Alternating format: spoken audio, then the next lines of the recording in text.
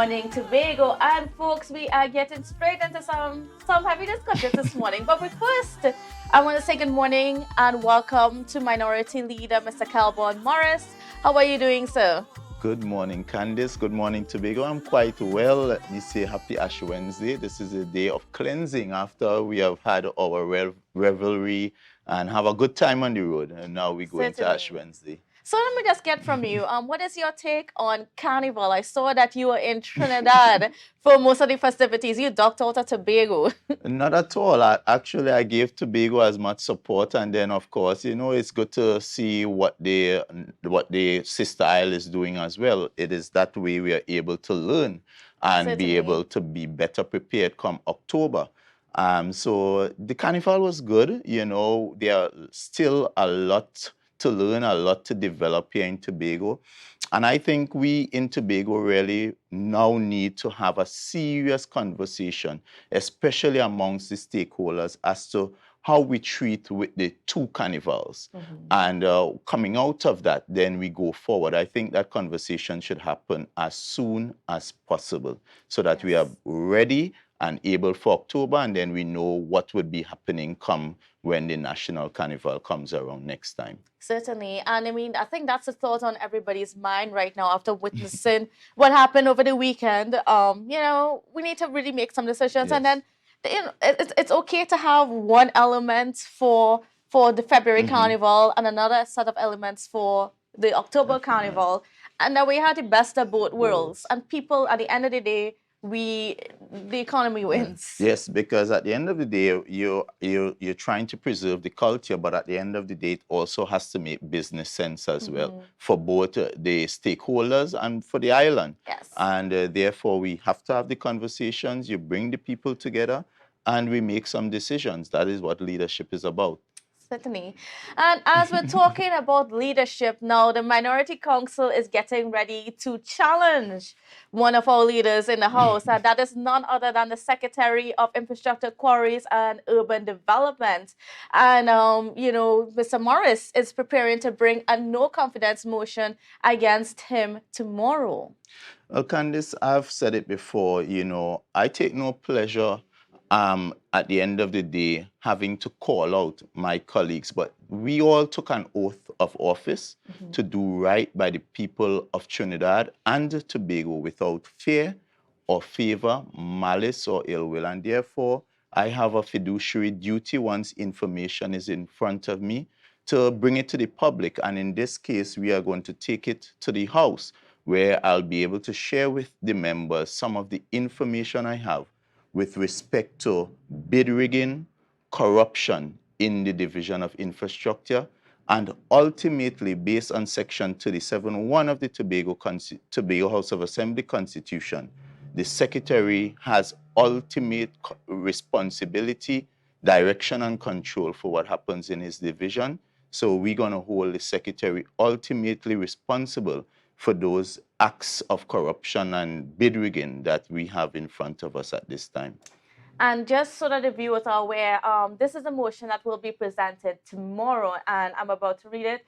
Whereas there is public concern about the allegations of bid rigging and corruption within the Division of Infrastructure, Quarries and Urban Development, and whereas the Secretary of Infrastructure, Quarries and Urban Development knew or ought to have known about these allegations of corruption, and whereas the Secretary's conduct in relation to the allegations raises questions about his suitability to conduct the affairs of the people of Tobago and hold public office, be it resolved that this House affirm a position of no confidence in the ability of the Secretary of Infrastructure, Quarries and Urban Development to continue to lead the division consistent with his oath of office, and be it further resolved that this House support the call for the Chief Secretary to act in accordance with Section 36(3)(c) of the Tobago House of Assembly Act and advise the President of the Republic of Trinidad and Tobago to revoke the appointment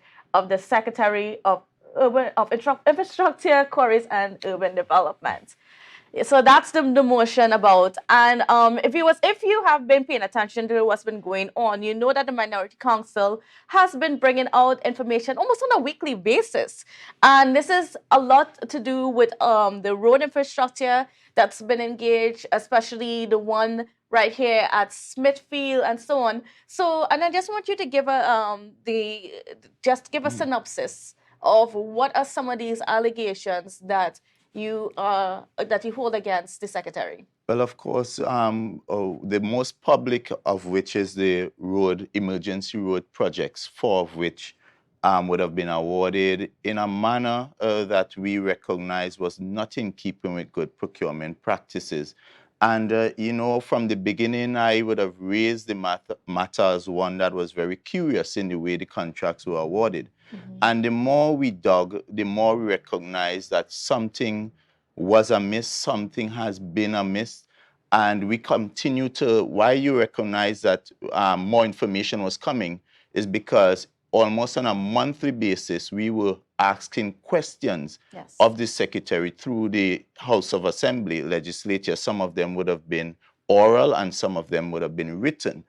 And when you recognize the discrepancies in the responses, and thankfully, through various means, we would have had whistleblowers sending information. Sometimes I walk into my office and I reach an envelope, and it's because somebody would have ensured that, in the public interest, the information come to the fore. And now I feel very confident that I have sufficient information as to put the pieces together.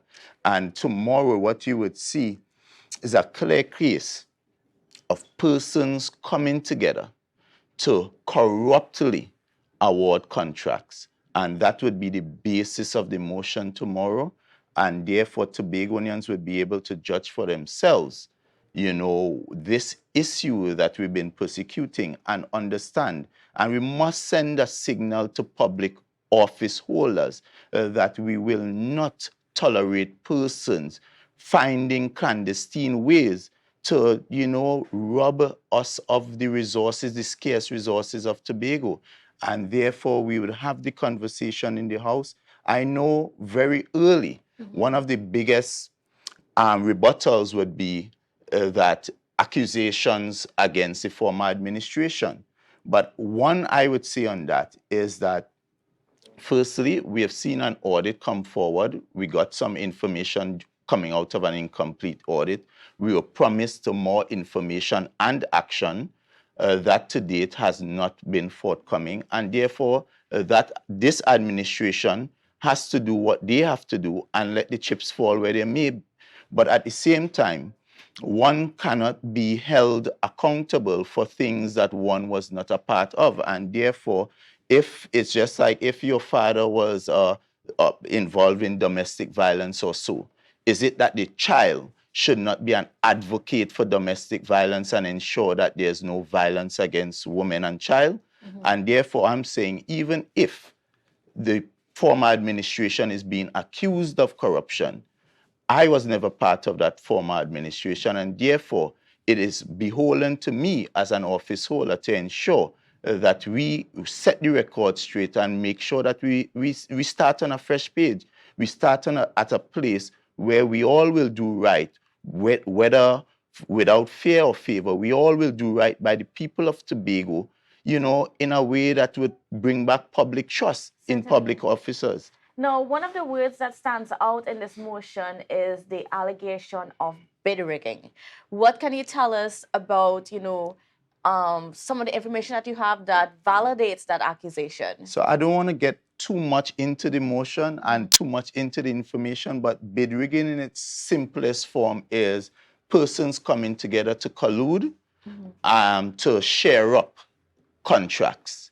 So there were 4 roads, and basically you had a selected group of contractors that would have been brought together to share up the contracts in a way that the process would favor. So I would say I would take road A, you would take road B, but we would all sending bids, knowing fully that road A is for you, road B is for you, road C is for you, and road D is for you.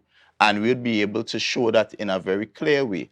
as to how they were able to, in a very systemic way and constructive way, create a scenario for those contracts to be shared to specific contractors.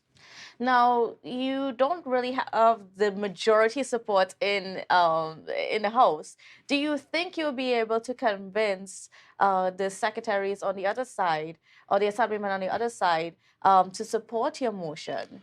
Well, Tobago would be the judge of that because first thing we were told when these assemblymen parted way with the PDP is that they are now independents, meaning they are of their own independent mind and they will treat every issue on its merit.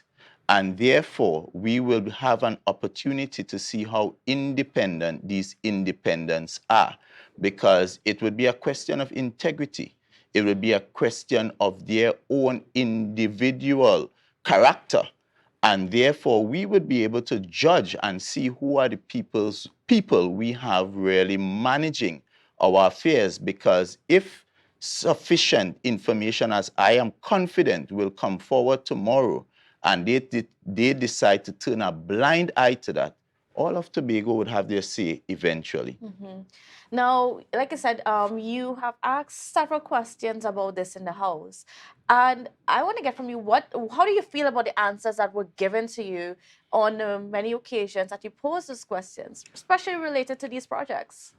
It has been one of disrespect, one of, where the secretary has showed scant courtesy. In one response I received, basically you went along the line of being very technical when I asked about tendering process, and basically told me there was no tendering process, so there were 0 persons tendered and that kind of thing, when you know exactly what I was trying to get to, which is what was the procurement process. Yes. We have filed freedom of information since October, asking about the process. And if the process was so transparent as you were making persons to believe, then you should have little to no problem responding to us and telling us simply what was the process. You would recall before this administration came in, we were promised this dashboard. You remember that? Oh, yes. And where we can all go up and see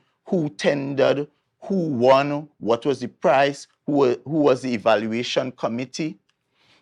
Candice, that is non-existent at this time. And therefore, it is sad because Tobagonians really was hopeful.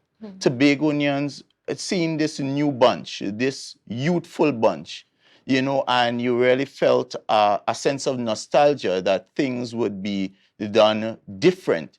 Things would be done even better, because remember the slogan was, we will fix this. Yes. And we will fix this meant that perhaps something was wrong and we would now come and do right.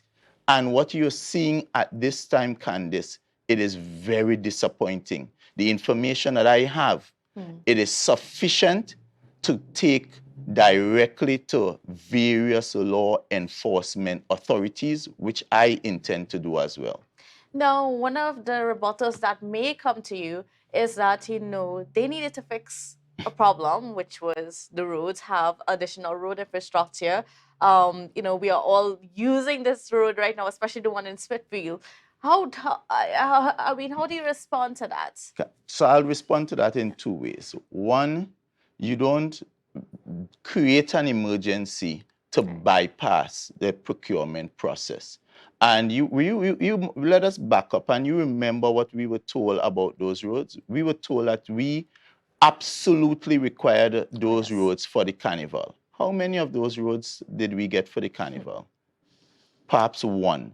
And even I've spoken to a number of experts who have dealt with roads. We spent $19 million for that road from Smithfield to Dutch Fort, right? And you would recognize that a lot of the road was already constructed road. So it was basically just a pave over.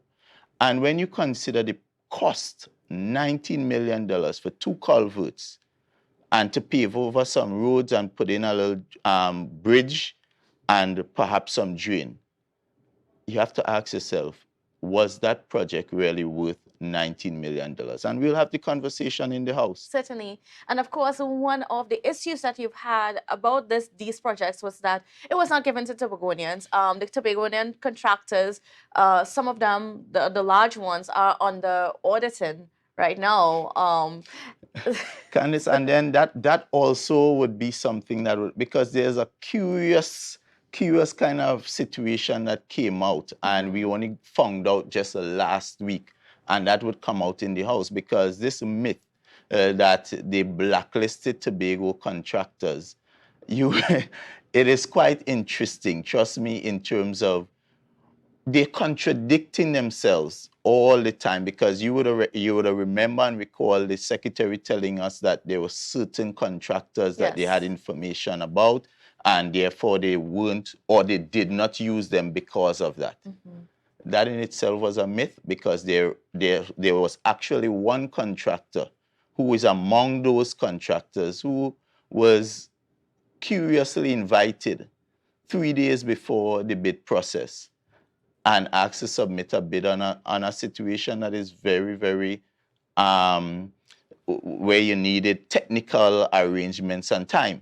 So all that would come out tomorrow, because as you view the situation, you would recognize that there's a lot of conflicting stories. Certainly. And that kind of thing. So I look forward to speaking specifically with the people of Tobago, because whether they support the motion or don't support the motion, ultimately that would be on them.